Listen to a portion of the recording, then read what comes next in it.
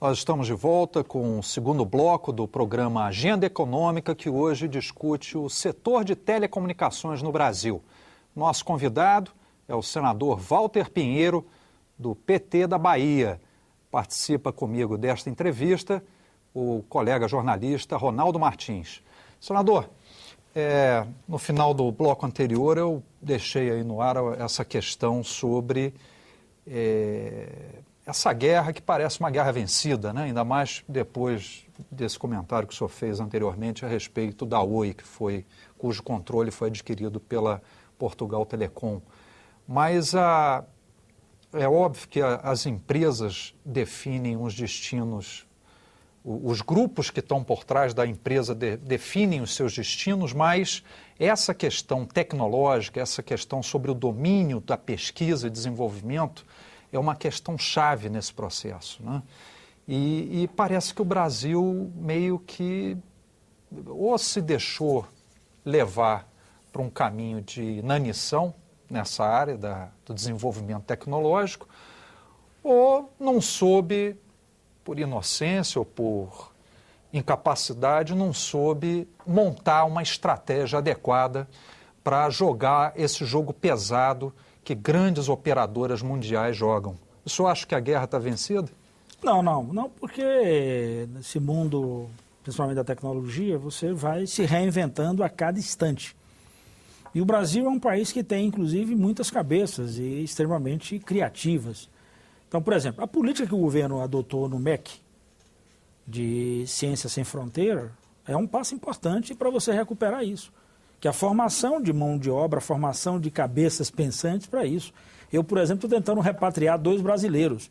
Um que é pesquisador e professor da Universidade de Doutorado na Califórnia, saiu da Bahia com 18 anos, já está há muito tempo em San Diego, na Califórnia, numa área de biotecnologia, e outro brasileiro da área de tecnologia de ponta, nós estávamos falando aqui nesse instante em chip, não sei o quê, é um brasileiro que pilota essas áreas, uma das grandes empresas do mundo, talvez uma das maiores do mundo, é um brasileiro lá, um jovem brasileiro, que é uma das principais cabeças pensantes, também nos Estados Unidos, eles operam ali no Vale do Silício, e nós estamos tentando trazer de volta. Então não é uma batalha perdida, agora é uma batalha que precisa ser jogada a todo instante.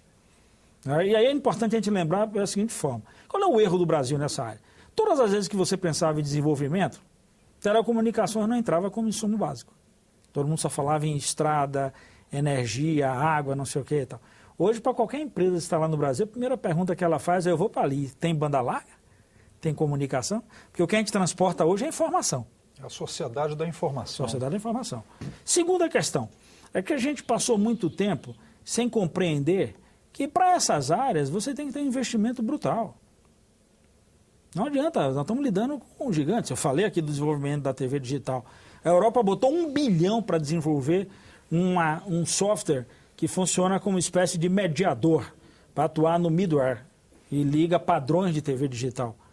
Nós fizemos um investimento com 70 milhões, quero inclusive aqui realçar a decisão do presidente Lula na época, do ministro Miro Teixeira, em apoiar essa iniciativa. E não adotar um padrão 100% japonês e desenvolver aqui. Sim, e permitiu esse desenvolvimento, que eu, inclusive, por diversas vezes que eu posso, eu parabenizo o professor Luiz Fernando da PUC-Rio, que foi o coordenador desse processo. O Guido Lemos. Guido. Fizeram um grande trabalho e produziram o Ginga, o nome é assim porque é jeito de corpo, né? Ou seja, o Ginga dá com padrão japonês, padrão chinês, padrão americano, padrão europeu, com 70 milhões de reais. Então, essa é uma outra questão fundamental. Orçamento tem que levar em consideração investimento em ciência e tecnologia, para você disputar esse mundo. Terceira questão central é que você tem que associar tudo isso a essa chamada demanda e atendimento com serviço. Você casar as coisas. Fazer com que isso ganhe escala, mas que atenda ao interesse da população. Quarta questão é exatamente essa atração de investimento. Eu não tenho nada contra as empresas. Quem quiser vir atuar aqui, atue, não tem nenhum problema. A outra responsabilidade é que compete a gente. Eu não estou chamando empresa nenhuma para atuar aqui com caridade. Quem vem atuar aqui vem fazer negócio. Agora, a outra parte é que nós temos que fazer.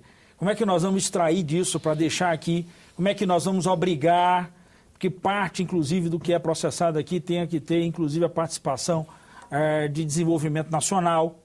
Pois é, o governo continua fazendo isso, dando desoneração para que as empresas produzam conteúdo local. Isso está sendo feito agora com tablets, com smartphone, foi feito com a TV digital.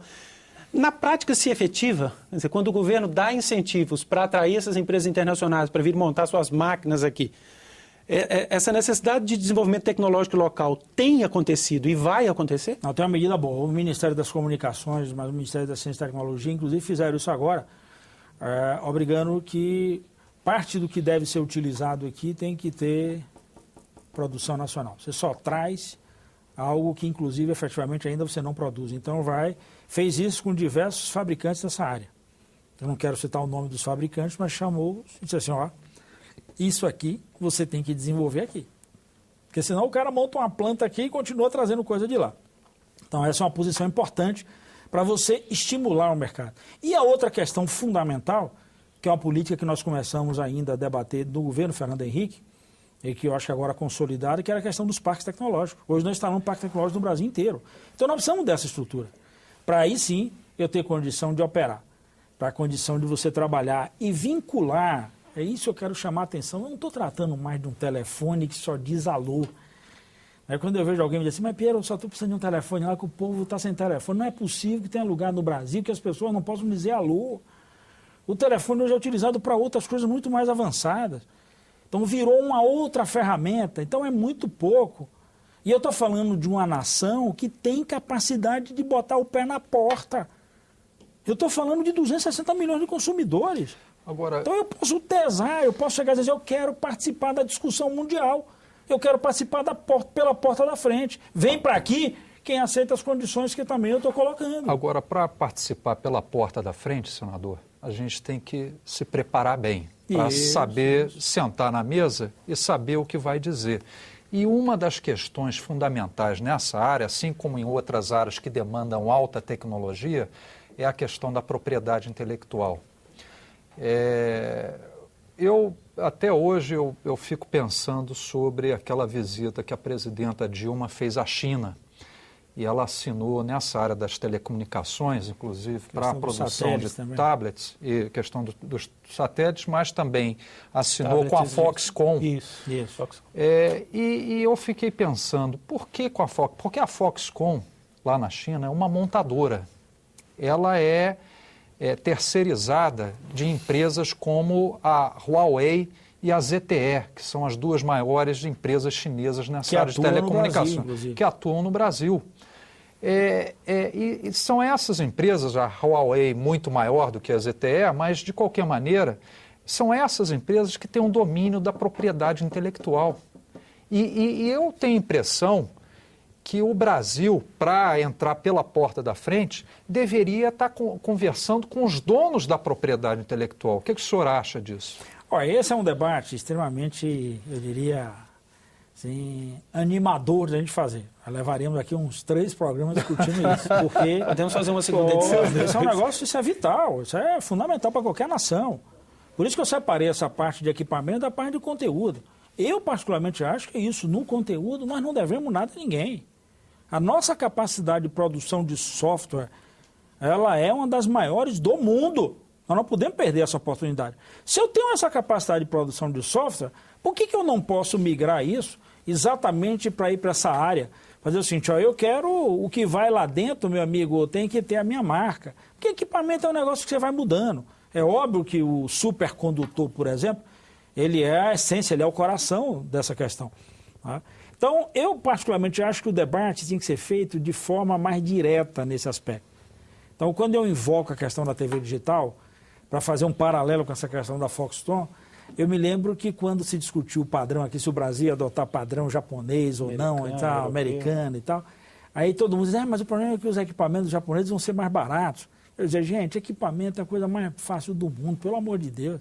O problema é que é o que bota esses equipamentos para rodar. Essa que é a essência. Então, aí os japoneses prometeram ao governo brasileiro que iam trazer uma fábrica de chip, tá lembrado? E eu me lembro, na época, de dizer ao governo, gente, eu fiz uma pergunta, às vezes, a uma pessoa do governo, eu perguntei assim, você sabe onde é fabricado plasma e LCD no mundo?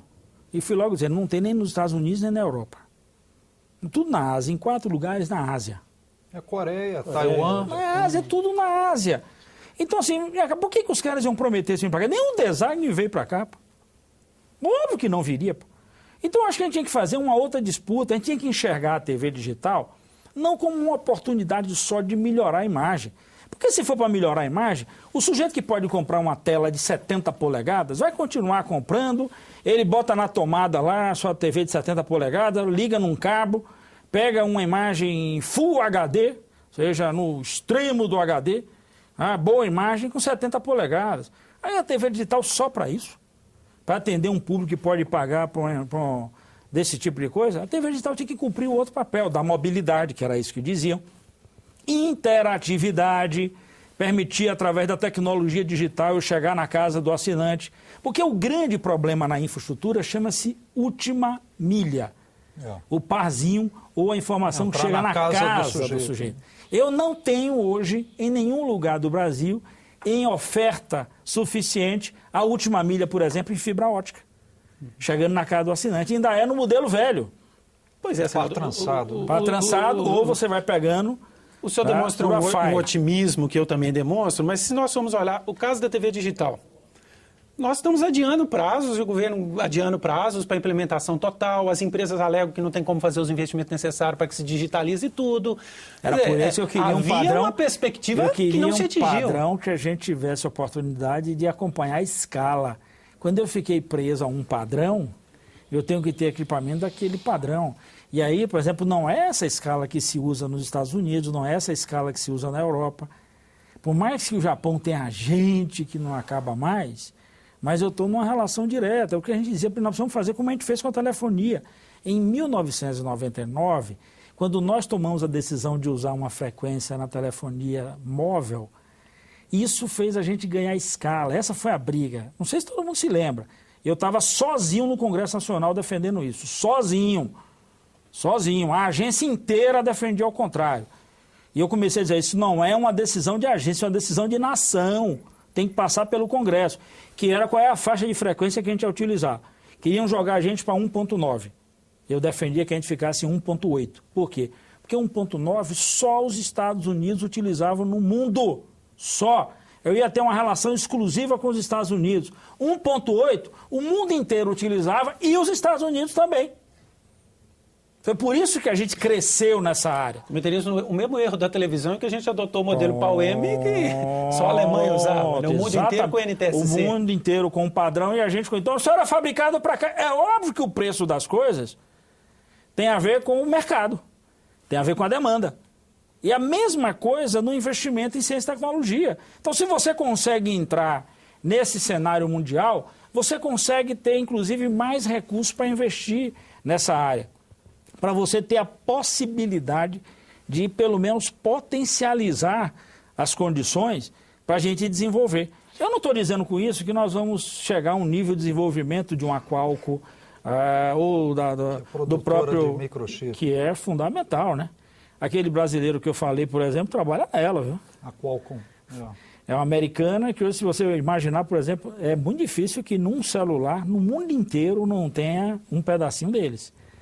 Mas, assim, qual é o problema que tem um de eu pegar e ousar e disputar esse cenário de criação para entrar nessa linha de investimento, faturar nisso aí e trazer esse desenvolvimento para cá? Agora, senador, justamente nessas áreas aí de mais alta tecnologia, a gente tem aí dois extremos, talvez, que a gente possa observar claramente, né? Um extremo microscópico ou até de nanotecnologia, com essas novas gerações de chip, a Intel, inclusive a Qualcomm, a Intel acabou de lançar, vai estar lançando agora uma outra versão de microchip, mais avançada ainda.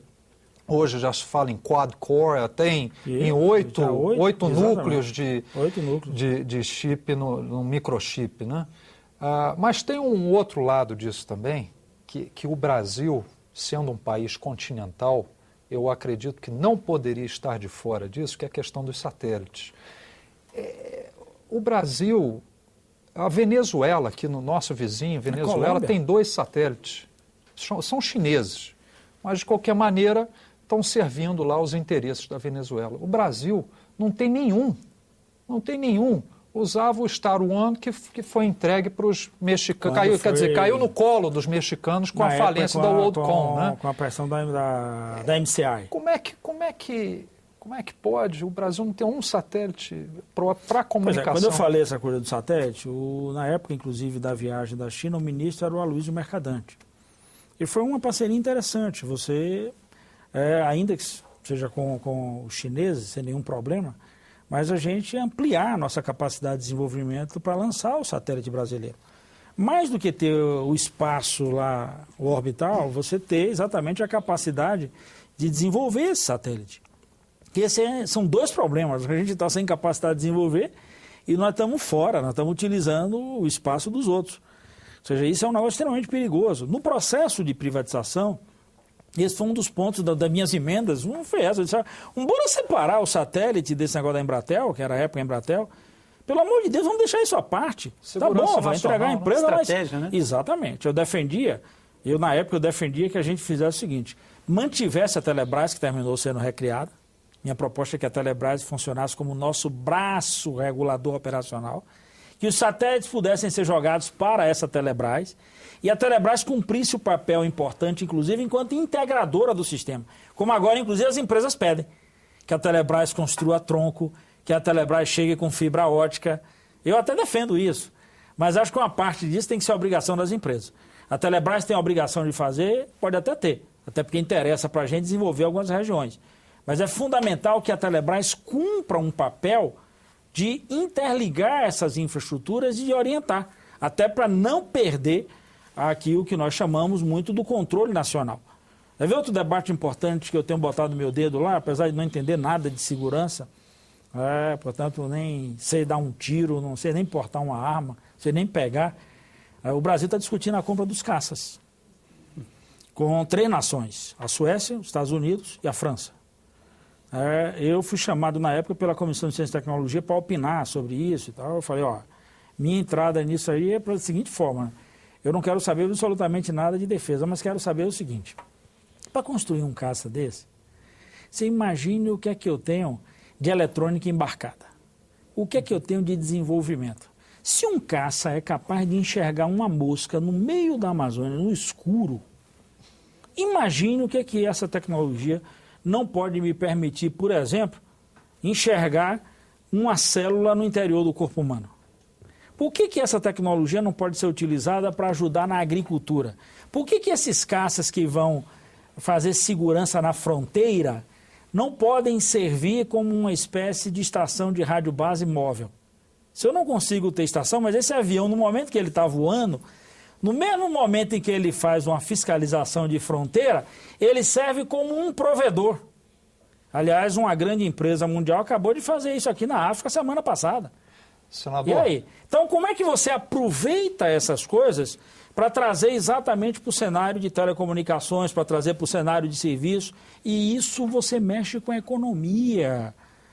Quando eu falo do pequeno provedor, quando eu falo da pequena empresa, você pode ter um serviço numa cidade do interior, você pode estimular com a chegada do serviço, e você pode estimular uma atividade econômica nesses municípios através desse serviço. Vamos até no próximo bloco, uma vez que esse já está terminado, vamos no próximo bloco tentar explorar um pouco mais esse lado também, por meio da participação da Telebrás. De que maneira a Telebrás pode auxiliar nesse processo de capilarização da economia com distribuição de oportunidades para pequenas e microempresas. Vamos ver se a gente fala também um pouco de nanotecnologia nessa área, né, e de outros assuntos, TV digital, que foi outra coisa que a gente... E falar um pouquinho de tarifa. Tarifa também, ok. Então, até daqui a pouco, no próximo bloco, aqui no Agenda Econômica.